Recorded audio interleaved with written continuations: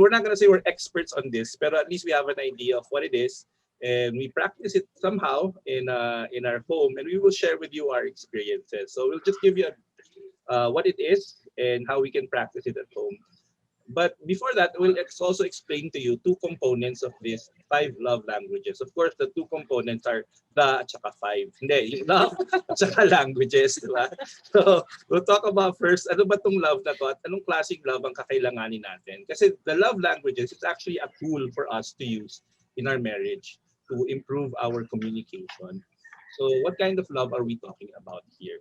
And sa languages, we'll talk about the basics of language, and we have to realize both in love and the languages, each person is very different.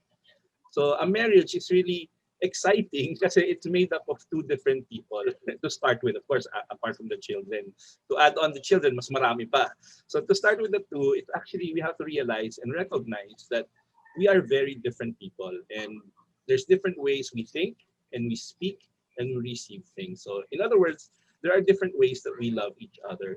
And many of it is because of our family background, what we see in movies, di ba? What we hope for sa kakapanood natin na romantic movies natin.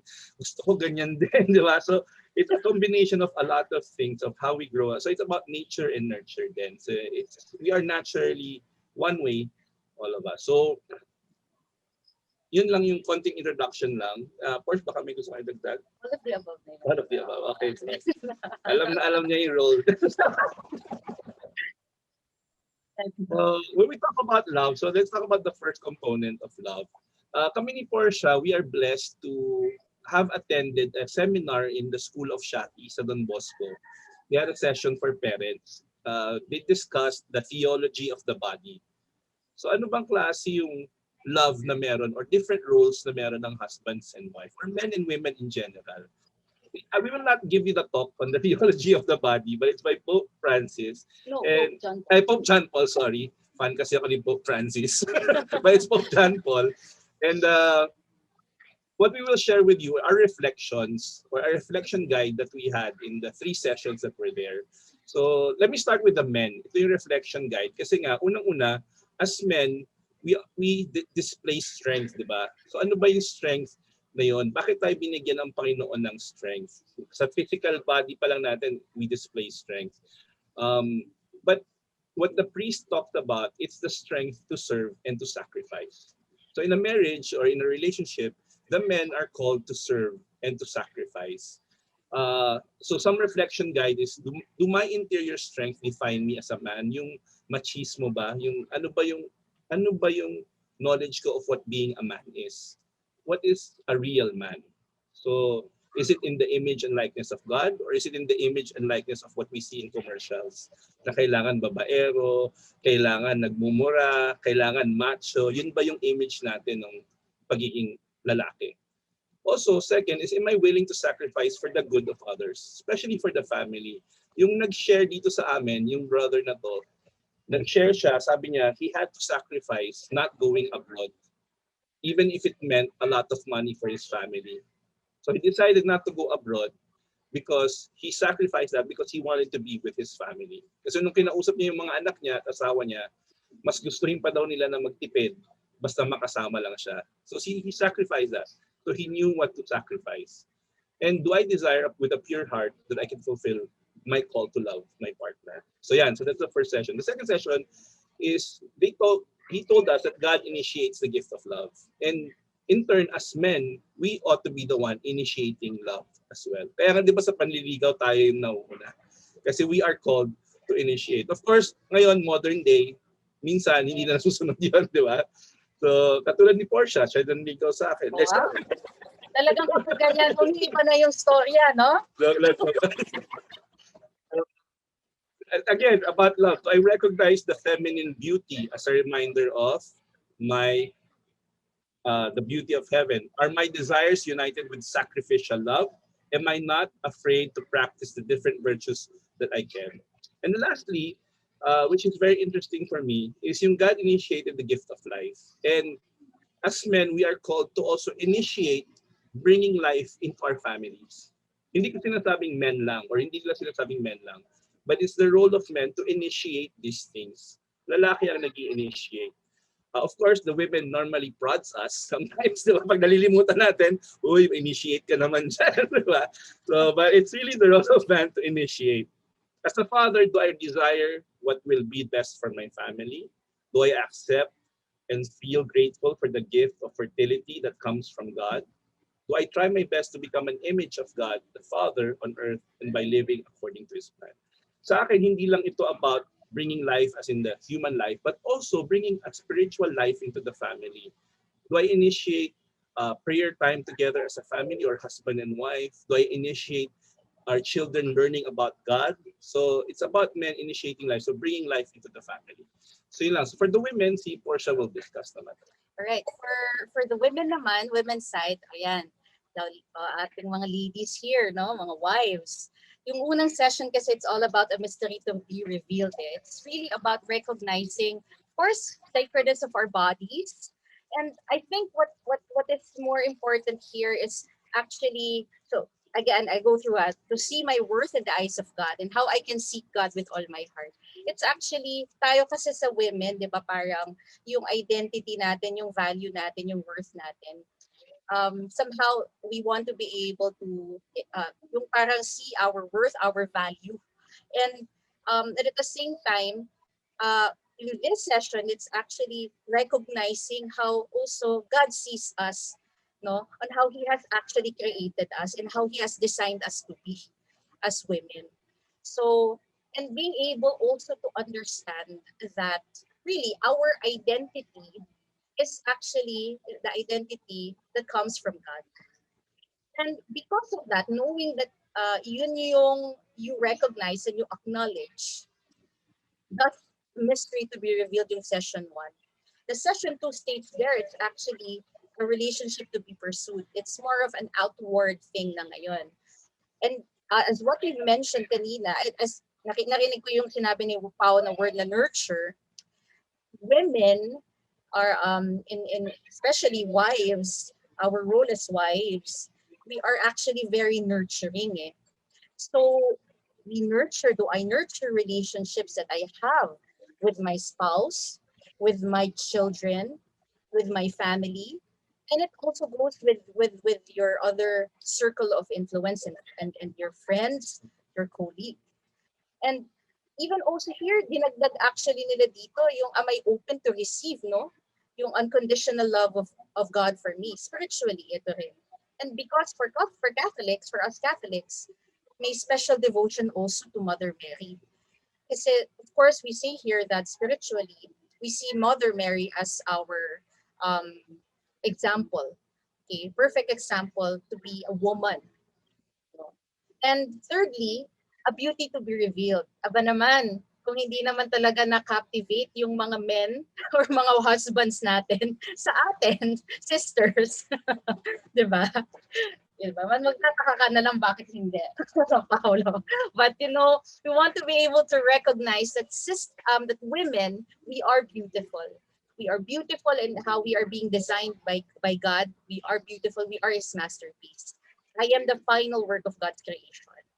But at the same time, it's also here that do I live in both contemplative prayer and active lifestyle? I think this one can express yung how we'll be able to nurture this kind of gift of beauty, okay? And how we'll be able to even actually at the same time, this one it also captures how the way we dress and the way we conduct ourselves as women. It also captures them. So do I recognize that my beauty is captivating and redemptive because I can reveal God's image of God on earth? So kasama rin yun. Are we able to reflect, and mirror, the image of God in our lives and the way I live out my life. So this is the side for the women, no? So for the women.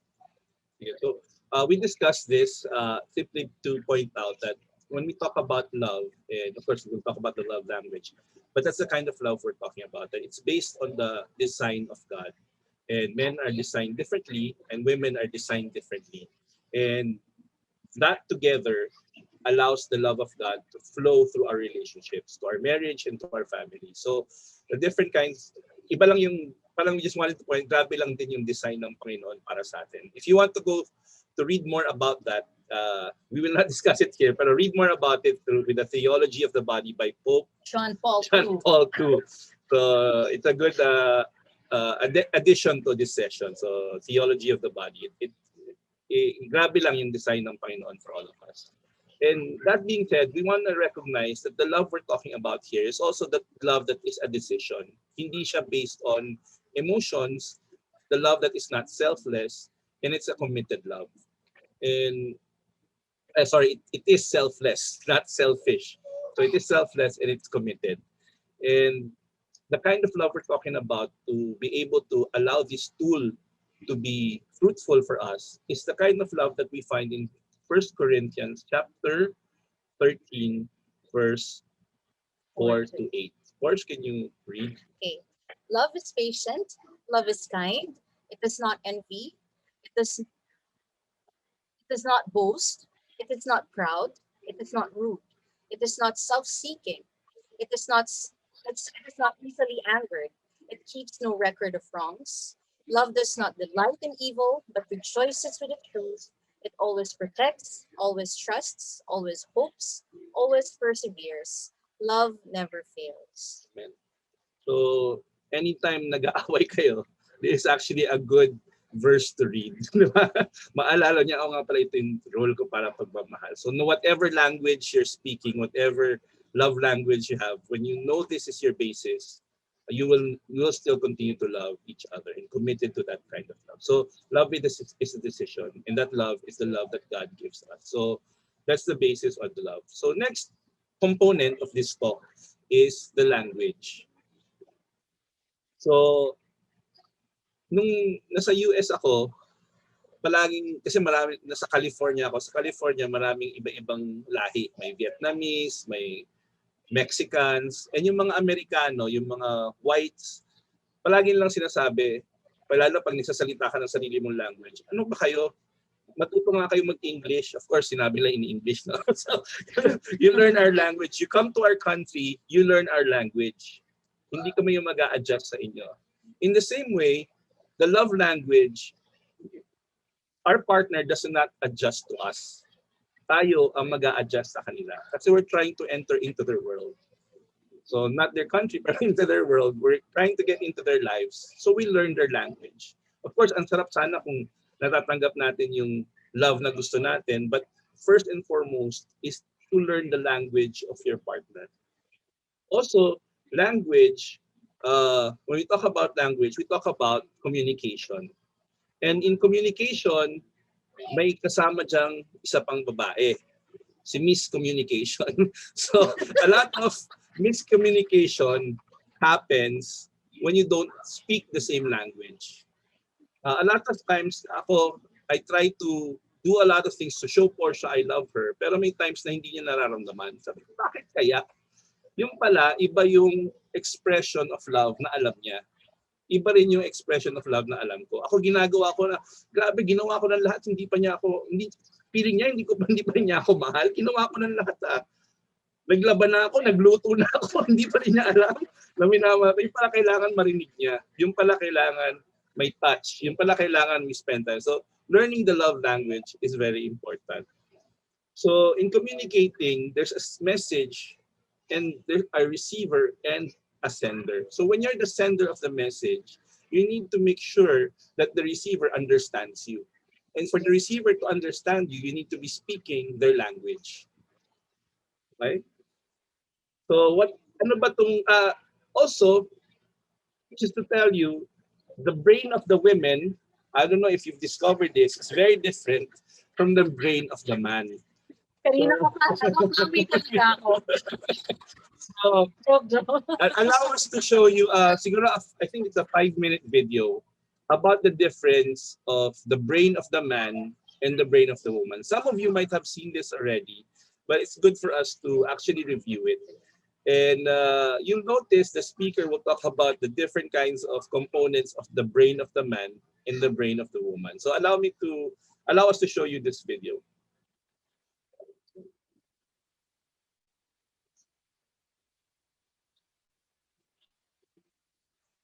Start discussing men's brains, women's brains, and how they're very different from each other. Now, I want to start with men's brains. All right, now men's brains are very unique. Men's brains are made up of little boxes. And we have a box for everything. We've got a box for the car. We got a box for the money. We got a box for the job. We got a box for you. We got a box for the kids. We got a box for your mother somewhere in the basement. We got boxes everywhere. And the rule is the boxes don't touch.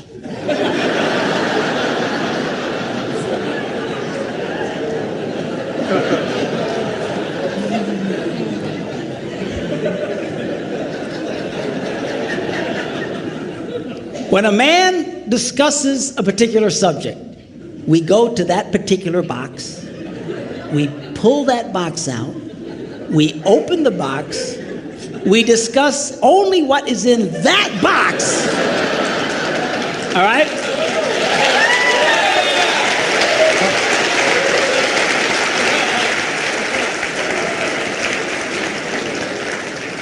And then we close the box and put it away, being very, very careful not to touch any other boxes.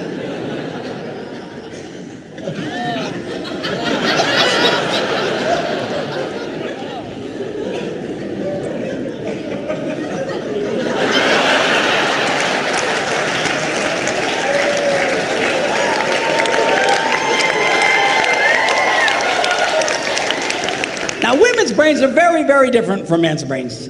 Women's brains are made up of a big ball of wire. And everything is connected to everything. The money's connected to the car, and the car's connected to your job, and your kids are connected to your mother, and everything's connected to everything. And it's like...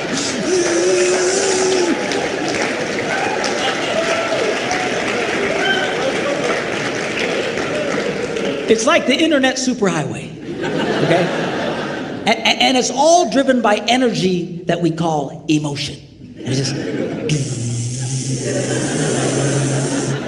it's one of the reasons why women tend to remember everything. Because if you take an event and you connect it to an emotion, it burns in your memory and you can remember it forever.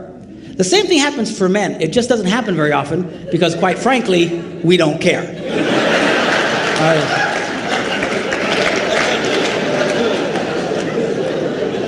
Women tend to care about everything.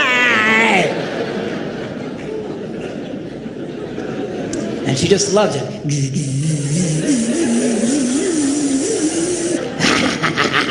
Okay?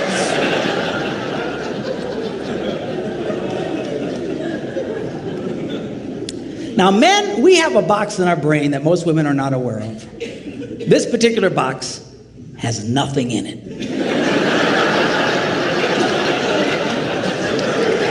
In fact, we call it the nothing box. And of all the boxes a man has in his brain, the nothing box is our favorite box.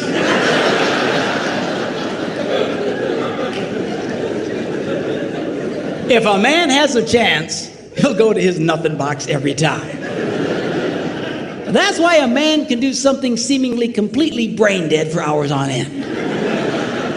You know, like fishing.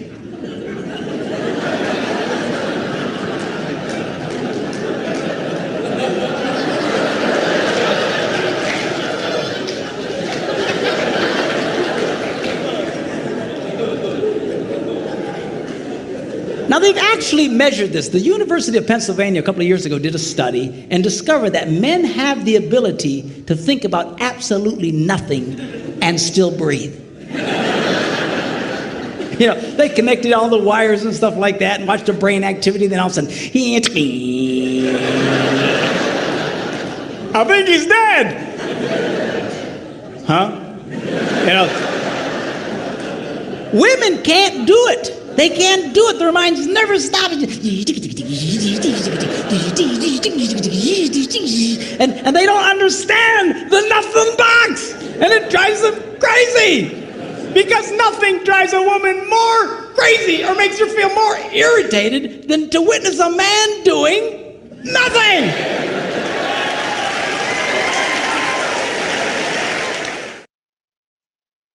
If you think the change from the last year only affected you,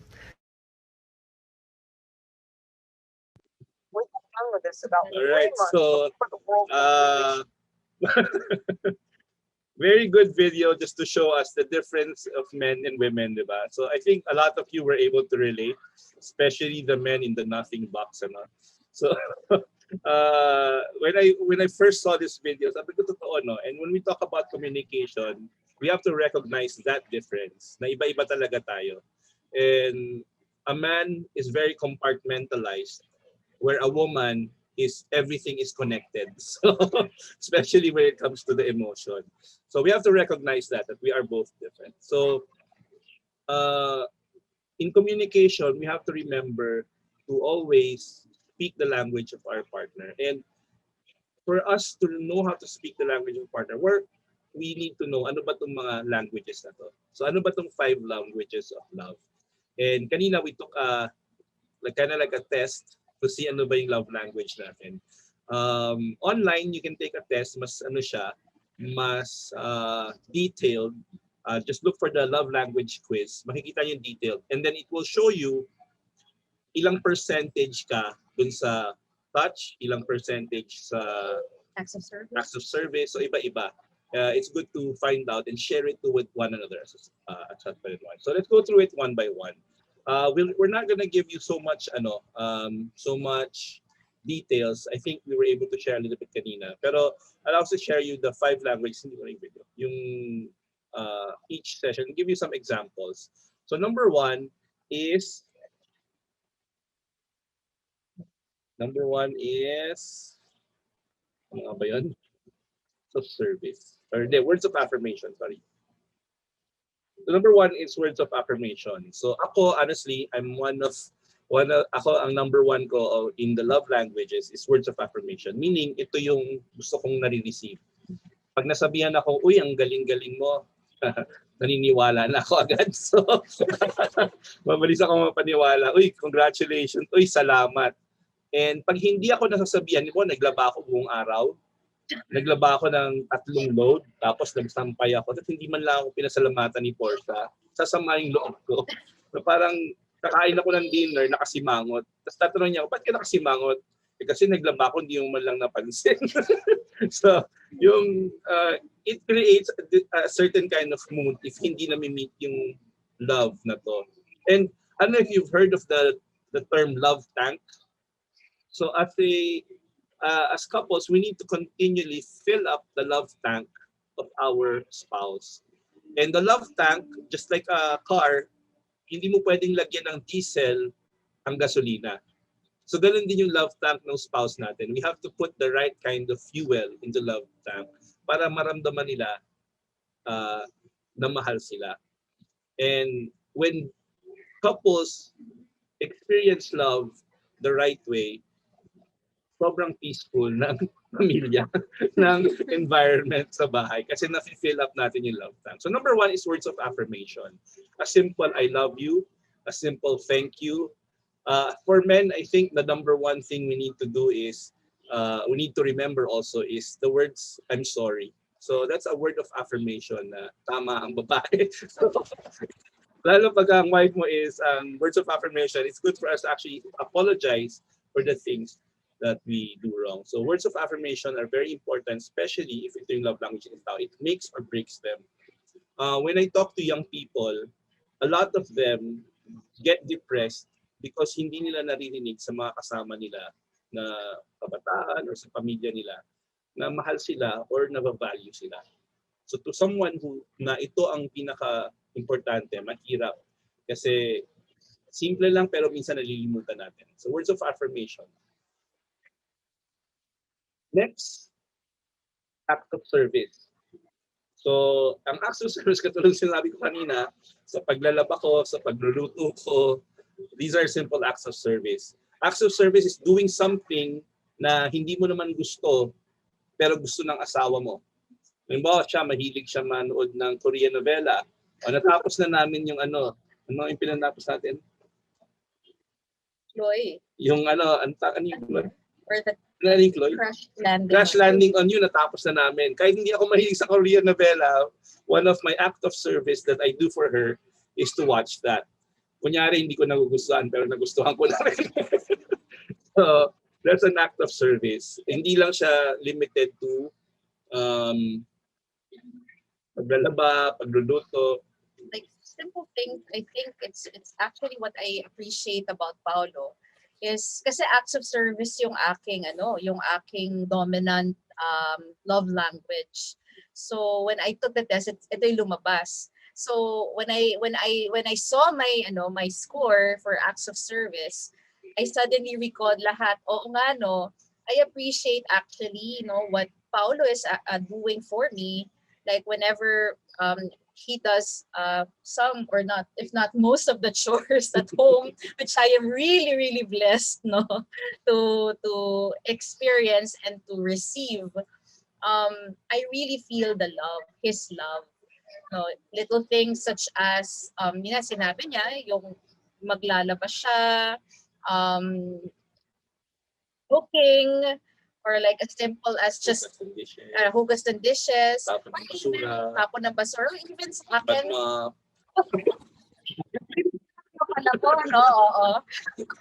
But I'd like to really, even also as simple as really looking after our children, I would also go beyond na rin. I would also remember Paolo waiting for me when I was actually still working in the corporate, waiting for me for long hours beyond 8 o'clock, hindi pa nagdi-dinner, waiting for me after I go out, after mag-time out ako sa work. Pag sinusundo ko siya kasi alas 6, lalabas siya minsan alas 10 na. Doon na ako sa kotse natutulog. Kilala na ako ng mga guard sa Shangri-La.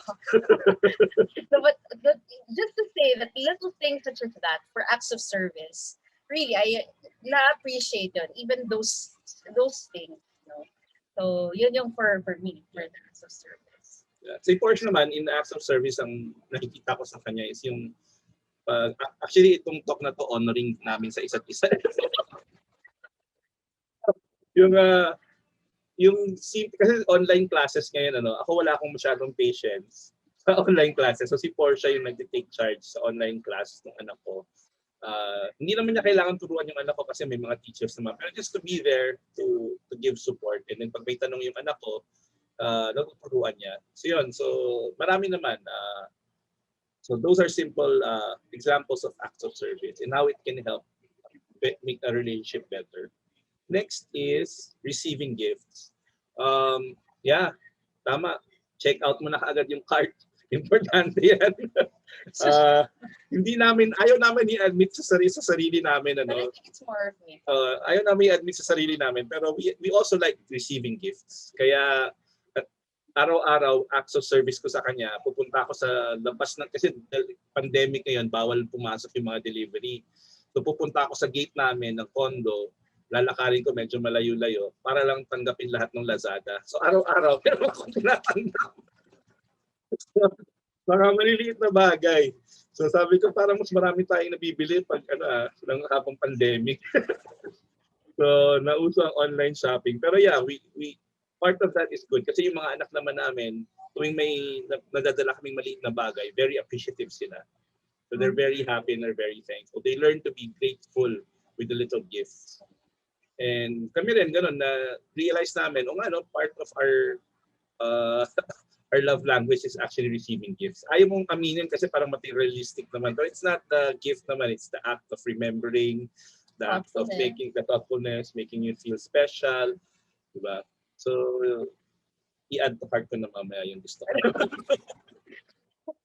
Yeah, remembering them. I remember one of the things that I like from Portia. It's a combination of receiving gifts and words of affirmation. Nung college kami, she would send me letters. Or even nung nagliligawan kami, she would also write letters. She would write letters as well. And I appreciate that. Yung mga letters na binibigay niya sa akin. Okay. And then, meron pang quality time. So quality time, I think this is my second highest. Yung simpleng Minsan sasabihin ko kay Porsche, tara nood tayong TV, o nood tayong Netflix, or nood tayo ng ganito, magkasama lang tayo. Porsche, merienda naman tayo. Magluluto ako, magmerienda tayo. Yung the fact na magkasama lang kami sa akin, okay na. Or minsan, or dito ka nga, pagod ako, dito ka, tabi ka lang sa akin. Yung magkatabi lang kami, masaya na ako. Tahimik lang, masaya na. In fact, I'd rather do that. Mula nung maging mag-asawa kami, even before the pandemic, mas gusto pa namin sa bahay na lang kaysa yung lumalabas. Baka tumatanda na lang din siguro talaga ako. No? Pero mas gusto ko yung sa bahay lang, magkasama kami, okay na kami doon. And quality time is also, I think nabanggit ko kanina yung one-to-one or having a time together as husband and wife na kayong dalawa lang, you will talk. Pwede kayong mag-usap or pwede kayong mag-date, mag-dinner. I remember yung, so that's what I remember. Ikaw, Porsche, Yes, actually for the quality time, I think what I appreciated most about having to receive quality time from Paulo is really, kasi since this is one of his dominant love language when we took the test kanina rin, yung sa kanya kasi I learned na kung baga kasi masyado, my character kasi I'm so when I'm so immersed with things, with a certain activity or task, like let's say work, lalo work from home yung setup natin ngayon, I really tend to forget spending time or balancing in having to balance everything. So I really appreciate Paulo's way of saying, tara, just tama na muna mag-work or spend time tayo together. And I think more than the whole, parang spending time, I appreciate the act of having to, for me to, his looking out for my welfare as well. Kasi nga, he wants me to really balance things and manage things and not just only focus on work. And it's also a form also of distressing myself and relaxing as well. So I think for me that's one of the most what I appreciate most in this love language. Actually, what we do also, especially for our kids, on Fridays, uh, Fridays is our Friday night pizza night. So after every Friday pizza night para sa mga bata, and then we do some, either manunod kami ng movie or we will play games. So this Friday we're spending it with you. Pero after this, we will spend it with the kids naman. So yun, so that's our quality time. So this is our quality time with you din naman. And lastly, it's physical touch. Tayong mga Pilipino, British people are not very touchy. So Americans medyo, pero Filipinos, Latinos, we're very touchy, di ba? Yung magkakwento ka nga lang, oo nga, yung puro gano'n lang, kwentuhan lang, magkakabarkada pa yun, di ba? Very touchy ang Filipino. So in a marriage, ganun din. So there is somebody in the marriage who's also very touchy. So touch is very important. Hindi lang naman ito yung sexual act, but simple touch is holding hands, konting akbay, di ba? Good job, di ba, sa likod, or pag may sakit, di ba? Ako pag may sakit, gusto ko yung ninarap yung likod ko, minamasake ako. Si Portia, buti na lang magaling magmasahe. Ako kasi hindi eh. So kawawa si Portia sa akin. Dinadagalan ko na lang kasi mabigat naman ako. So parang namasahe na rin siya ron. So yun, so physical touch is very important. Let's not forget about that. So those are the 5 love languages. That being said, we have to remember yung dominant sa atin, that's only one item. Pero ibig sabihin, kung napansin nyo, bakit kung physical touch ako, bakit gusto ko rin yung gifts? Bakit gusto ko rin yung nasasabihan ako magaling ako? Kasi all of the 5 languages, we accept and we know and we like it. Except that, may part na mas dominant na ito talaga yung first language ko. Ibig sabihin, multilingual kayo. Diba? And lahat tayo multilingual when it comes to love language. So let's not forget the other expressions of love. It's good to remember ano yung main expression of love ng partner ninyo para yun yung main language ninyo. And then, but do not forget the other parts kasi they also like that. We also like that. Okay, so just to give you a brief summary of what the five love languages by Gary Chapman is, let's watch this short video rin. I think it's also about 5 minutes lang naman. It's just an explanation of the five love languages.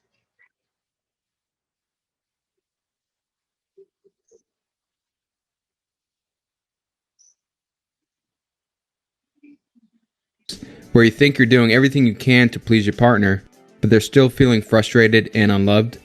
I mean, you're giving them compliments, you work hard all day to bring home the bacon and pay the bills, you give them gifts, and you even do some chores around the house, but they're still feeling unloved. I mean, what more do they want, right? It's incredibly frustrating and annoying. Well, the reason why they aren't feeling loved, in short, is that you're not speaking their love language. The premise of the book is that people don't give and receive love in the same way. Most of us think that the way we want to be loved is how others want to be loved as well, but this is not the case. There are in fact 5 love languages. This is huge because if you're not speaking the same language as your partner, then you could be missing the mark completely and not even know it. It's basically the equivalent of a British guy trying to talk to a Chinese guy. It's not going to go well because they're simply not going to understand each other. If you're going to have a strong relationship, you have to know how you and your partner both give and receive love. The 5 love languages are words of affirmation, quality time, receiving gifts, acts of service, and physical touch. Let's go through each one a little deeper. Words of affirmation. Do you like hearing I love you or compliments or meaningful words above all else? Are insults especially detrimental to your relationship? If so, then this is probably your love language. If you discover that this is your partner's love language, make sure you give them genuine compliments and tell them you appreciate them often. The second love language is quality time. Do you value full and undivided attention above all else? One-on-one time with the TV off, the cell phone put away, and no distraction is what makes this type of person feel loved the most. Canceled or postponed dates and failure to listen are especially hurtful to this type. If this is your partner's love language, learn to listen better, make eye contact more, and spend more time with them instead of at the office or glued to your cell phone. Ask them what they'd like to do with you, and then schedule a date to do it. Don't assume what they'd like to do with you. Ask. The third love language is receiving gifts. Sure, we all like getting gifts, but this type of person loves receiving gifts above all else. Gifts to this type of person mean everything because it shows the love, thought, and effort that went into the gift. I'm not talking about materialistic or the cost of the object, but the thought behind it. Missed birthdays, anniversaries, and thoughtless gifts tear this type of person apart. The cost doesn't matter, it's the thought. It can be as simple as a card or some picked flowers or a note saying that you love their eyes. The fourth language is acts of service. Chores around the house or errands that ease the burden of responsibility are the loving characteristics of this love language. This can be as simple as taking out the trash, paying the bills, doing the dishes, picking up the kids from school, and so on. Broken commitments and laziness can make this type feel unloved. And lastly, physical touch. This doesn't necessarily mean sex. If hugs, cuddling, holding hands, and thoughtful touches are the most important thing to you, then this could be your love language. If their physical presence is crucial to you, then this could be an indicator as well. Any kind of neglect or abuse would destroy this type of person and their relationship. So which one do you most strongly identify with? Keep in mind, you should only have one primary love language. Sure, we may like all those things, but one of them should resonate with you the most. Really think about each one and imagine your partner doing each one in turn and see how you feel. If you're still having a hard time, let's look at a couple ways to figure out your love language. First, examine your childhood. How did your parents express their love to you? What made you feel loved? That may have translated to how you now express and receive it. Another way is to ask, what's your first instinct when you want to show someone you love them? Trust your instinct. And the third way is to look at how you've been hurt deeply in the past. What hurt the most? Exploring that can help shed light on what your love language is. If you still don't know, go take the quiz over at 5lovelanguages.com. Now that you know your love language, think about these love languages from your partner's perspective. Can you identify their love language? I highly suggest you ask them to take the quiz instead of assuming what it is. Remember, what we think is an act of love may not be seen that way by your wife, your husband, or your partner. It really is vital that we learn and understand their love language if we want to make them feel loved. So, find your partner's love language and speak it. Do something special once a week to fill up what Dr. Chapman calls their love tank. Your love tank is like the gas tank in a car. You want to fill it up and keep it full.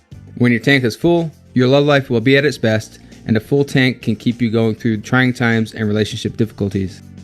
If you're not consistently filling up the tank, you'll be running on fumes and eventually you'll burn out. Now, if your relationship's already running on fumes, then it'll take a while for the love tank to get full, so keep at it, keep speaking their love language, and over time, your relationship will start going in the right direction. And another big takeaway from the book, Dr. Chapman explains that love is a choice. It's something that you can control. It's a feeling, and even if you lose some of those feelings over the course of a marriage or any other long-term relationship, you can choose to do the actions first, and the feelings of love will follow. This sounds a little counterintuitive, but it works. So that's it, guys. Quick recap. First, you need to find out what your own love language is. It could be words of affirmation, quality time, receiving gifts, acts of service, or physical touch. And then find out what your partner's love language is. Don't assume what it is, talk to them about it. Then make a commitment to do something special each week, something that ties into their primary love language. Alright, I hope you enjoyed the video. If you did, please like and subscribe, and feel free to check out. Okay, so please like and subscribe. Yun, I like how he touched on even the negative things na pag hindi mo ginawa, ito yung effect dun sa partner ninyo. So we have to remember those things. So as we end, we'd like to give you some recommendations. Sa akin, my first recommendation is number one for us men or even the women, look for opportunities to show your love every day. How can I be deliberate in expressing your love? So look for those opportunities. Of course, look for opportunities to show the kind of language your wife or your husband wants to receive. So look for those opportunities. So kung acts of service ba, today, kung hindi ako yung naglalaba, ano bang pwede kong gawin para ma-express ko yung love ko sa asawa ko? Next, once a week date. Sabi ng isa, 'di ba, is also make sure you express your love at least once a week. Sa akin, look for opportunities every day. Pero the once a week date is very important to express your love. Make sure you have time for yourselves na kayong dalawa lang. Pwede niyong i-alternate. This week, nood lang tayo ng movie. Next week, usap tayo, pag-usapan natin yung buhay natin. And on this date, my recommendation to you is, pag-usapan nyo, ask each other, how can I love you better this week? Also, you can discuss, how did you feel loved this week from me? So discuss those two things in this once a week date. One is, paano mo ba naramdaman yung pagmamahal ko? Second, paano ba kita pwedeng mahaling mas mabuti this week to help improve your relationship? Okay, so that's a once a week date. Next, value each expression. The fact that we already know that there are 5 languages of love, sometimes hindi na-express yung tama expressions, especially in specific times, iba yung expression na kailangan mo. Even if hindi na-express ng tama, pero alam mong sinusubukan, value that expression. Let's say ako, words of affirmation ako, pero binigyan niya ako ng regalo. Appreciate ko rin yung gift na yon because that's her way of showing her love to me. So let's recognize and value each expression of love, not just the primary love language. Especially now, we already know na iba-iba pala yung language of love. So we know that our spouse has a different kind of love language. So let's appreciate value every love language. So express, now that you know, and alam mo na yung love language ng spouse mo, express the right language to that person as much as you can. So si Portia rin, merong mga recommendations. For the women's side naman, Sige, next mo muna. all right. Sa women's side naman, it's first is lift up to God your spouse and your relationship. Kasi as women, we are actually the intercessors, no, for our husbands and our family. So we want to be able to really lift them up to the Lord. And of course, knowing that God is at the center of our relationship. Who is outdo yourself, outdo one another in service. Kung in terms of, ako, nakitaan ko, ang galing ng asawa kong magluto o maglaba, gagalingan ko rin. Okay? Aayusin ko yung mga damit namin. Ako yung magtutupi. at maglalagay sa cabinet. So little things na ganun. Ako ang maghuhugas at magwawalis ng sahig. So we want to be able to outdo one another in service and in love expression, and expression in the love language. We we want to validate each other. We want to validate the love language, no, of one another. We want to validate the feelings of each other to show that we think of how each other feel, diba? So we want to validate. And eagerness. Ito isa sa mga siguro for women who are um, somehow in terms of very capable. Ayan, very capable and very talented and gifted. We have to be eager and open, of course, for correction and learning from one another. I'm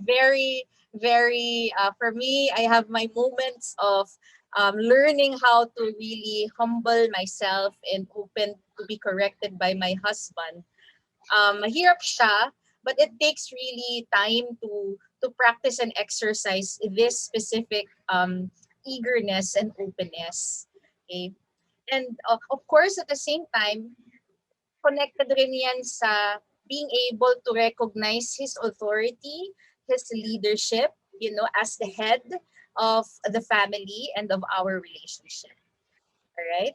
And actually, dahil kanina bago mag-log in, may isa pa ako dapat. Letter D. We actually die to ourselves and one's own preferences and convenience. I want to be able to recognize that at some point for us women, even how highly emotional we may be, and may mga times na we have our moments, we want to be able to really give up our conveniences and our comfort, and being able to really look out, for the welfare and watch out for the welfare of our family, of our spouse, of our children. So there. Yeah, actually, I agree with you, Porsche, yung di importante yung dying to oneself. Kasi even if hindi ako mahilig magsalita ng I love you, mahilig naman ako, pero just in case hindi, I have to die to my own preference and do it because that's the love language of my wife. So you need to die to yourself, even in expressing the love language. Okay?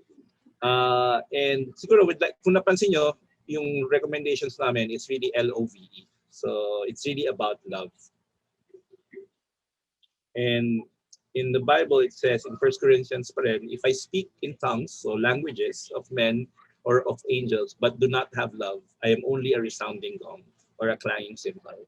So if we don't speak the language of our spouse, magiging irritating lang. Kahit no matter gaano mo ipilit, hindi yun yung love language niya, mahihirapan tayo. Parang baka mag-away pa nga, kahit na love ang tinatry mo express. So we have to continue to die to ourselves, express the right love language. But at the same time, knowing this already, let's also value each expression of love, kahit na hindi natin love language. Intindihin natin na, yun yung alam niyang love. Nung tatay ko, galit na galit ako sa tatay ko kasi feeling ko mas mahal niya yung business kaysa sa amin. Without realizing, kaya pala niya mahal yung business kasi mahal niya kami. So we need to value all of those expressions of love. And then lastly, ayun na yun. So kami ni Portia, or actually I got this from Portia, in any situation, we always ask, what is the most loving thing to do? Yun palagi. It's ultimately the call of the Lord for us is to love. And let's use these 5 languages as a tool to enrich our marriage. So yun lang. Thank you very much. And God bless. Sorry na-extend kami ng konti. Or malami ata. Yes, thank you, Team Alba, for that very malaman na talk, no?